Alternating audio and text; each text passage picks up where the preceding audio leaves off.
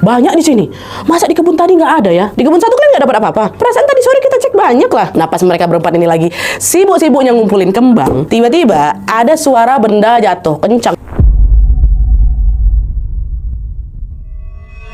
Oke, jadi kisah yang aku ceritakan ini dikirim sama wak kita yang bernama Deva. Halo Deva. Nah, jadi wak kisah ini tuh dialami sama ibunya Deva yang bernama Tante Tuti dan juga teman-teman ibunya waktu mereka masih remaja sekitar tahun 1980-an, Wak.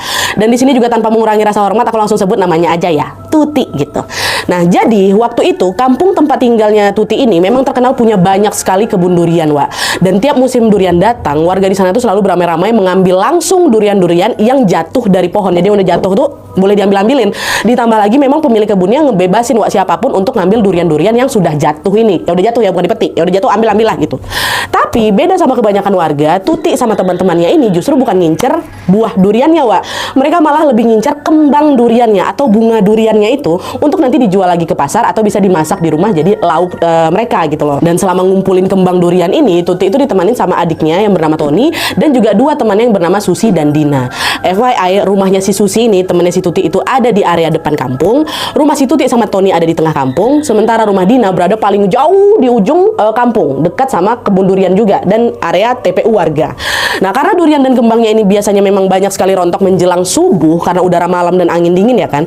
Mereka berempat pun terbiasa berangkat untuk ngambil kembang durian itu sekitar jam 3 malam, Wak. Ini biar nggak keduluan sama warga lain dan memang biasanya itu lagi banyak-banyak yang berguguran tuh. Nah, selain biar kembang duriannya masih fresh untuk dijual lagi ke pasar di pagi harinya, mereka juga berharap siapa tahu dapat durian juga. Soalnya mereka juga doyan nama durian, Wak. Jadi walaupun tujuan utamanya untuk nyari kembang, tapi kalau misalnya dapat durian jatuh ya udah dapat sekalian bisa kami makan rame-rame gitu loh. Nah, pada suatu sore tibalah hari di mana musim panen durian datang di kampung itu, Wak.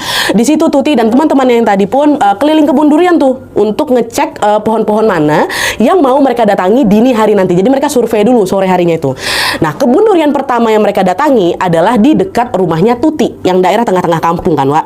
Terus kebun durian kedua ada di rumahnya Dina yang dekat ujung kampung. Nah, waktu di dua tempat ini mereka perhatiin lah itu satu-satu pohon mana yang bunganya lagi banyak-banyaknya dan mana yang kira-kira buahnya bakal jatuh nih nanti malam gitu. Mereka udah lihat-lihat kan. Nah, kebetulan dua kebun yang mereka datangi tadi, kebun 1 dan kebun 2 tadi, sama-sama lagi banyak kembang duriannya, Wak. Akhirnya di situ Tuti bilang, ini karena kembang duriannya ada di dua kebun ini, berarti nanti malam kita pergi ke kedua kebun ini langsung ya, katanya. Soalnya kan di situ ada beberapa kebun kan.